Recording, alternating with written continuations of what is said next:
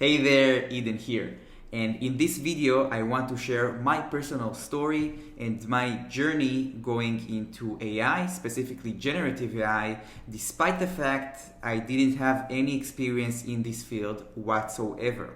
And I also want to discuss a very cool paradigm shift I'm seeing right now in the industry about generative AI, about who are actually the practitioners who are building generative AI applications. So I think up until early 2023, my entire career was very heavily focused on backend engineering, so writing server-side code. And all of my software engineering positions I held, I wrote backend code, writing APIs, talking to databases, relational like PostgreSQL or non-relational like MongoDB, ElasticSearch, Redis, even graph databases like Neo4j and AWS Neptune. And to add on top of that, I also did a lot of DevOps work because I mainly worked for startups and we as software engineers had to write our own CI/CD pipelines and really need to make sure our code can even run in production and of course to monitor it. And almost all of the companies I worked for were cybersecurity companies. And my last company that I worked for, Orca Security, very cool company by the way, offers a cloud security posture management solution.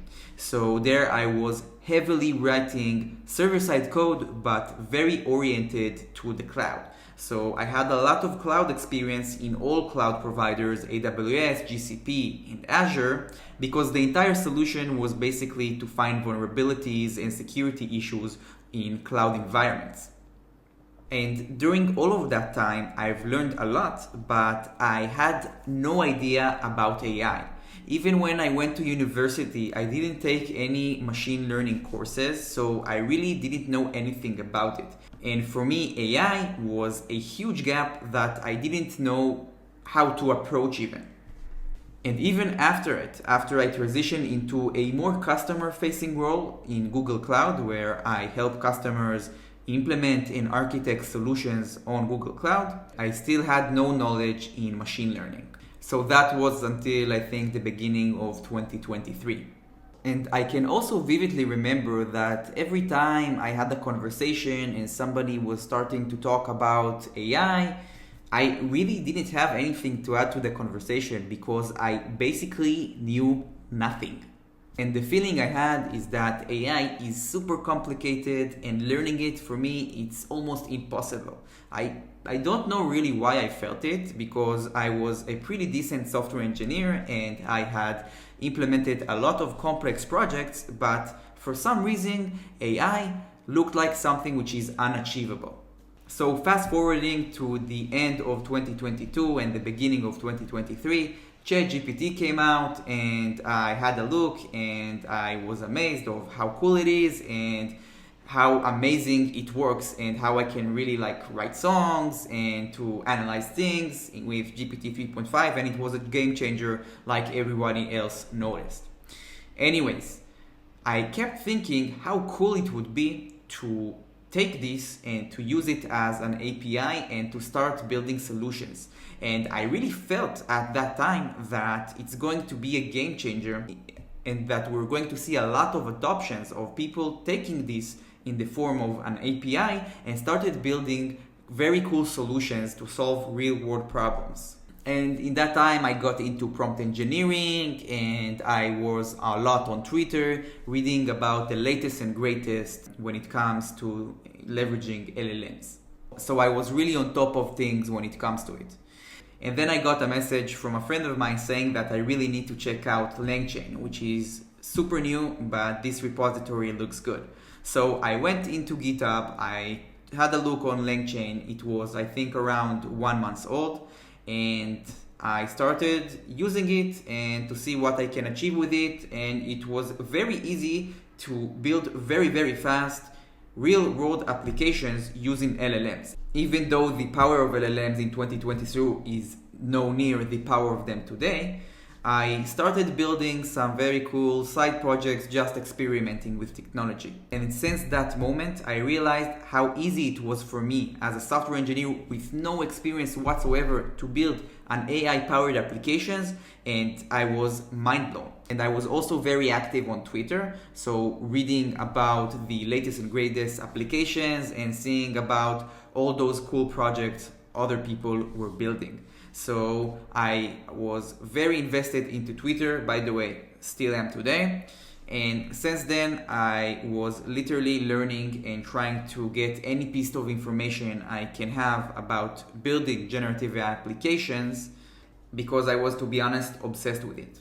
Reflecting on that time, I think the thing that drove me most into generative AI is the fact that I didn't even need to know what was going on under the hood, and I didn't even care. I didn't need to know about neural networks and about how to train a model and all of that. I can simply use the pre-made model and to build cool stuff with it. And the fact that I can use the LLM with just making a simple API call, like talking to another third-party service I used to work with, was very appealing.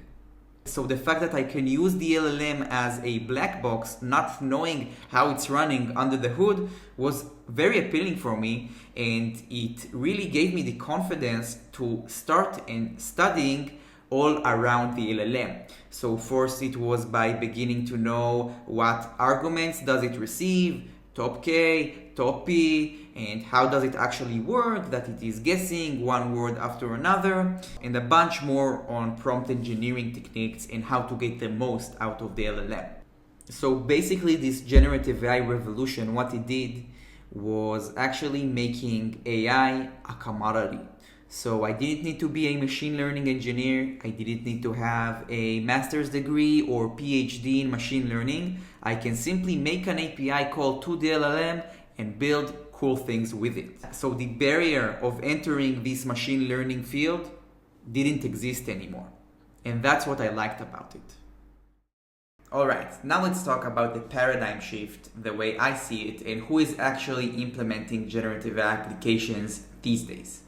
And we have two main personas. The one, the software engineer, which had no experience with machine learning and shifting now into ML, using LLMs, implementing with frameworks like LangChain and like LangGraph, but have really solid software engineering experience when developing applications into production. So this includes the entire software development lifecycle from development to deployment. So this is one persona. And the second persona is the data scientist, machine learning engineer, or AI engineer, which before this era were used to maybe doing research, working on notebooks, maybe training and deploying a model, but not really handling the application side. So those personas right now are shifting towards development with frameworks like LangChain and LangGraph. And this is something very cool in my opinion. On the one side you have software engineers going into AI, and on the other side you have data scientists which are going towards software engineering. And you can really even see it if you take a look at the commits going into LangChain and you started looking at the people who are committing the code. So this is something very interesting, that this framework is very influenced from one side by software engineers and by the other side from data scientists and machine learning engineers, which is very cool in my opinion. So that's it for this video. I hope you enjoyed it. I just wanted to share my experience, and thank you for watching.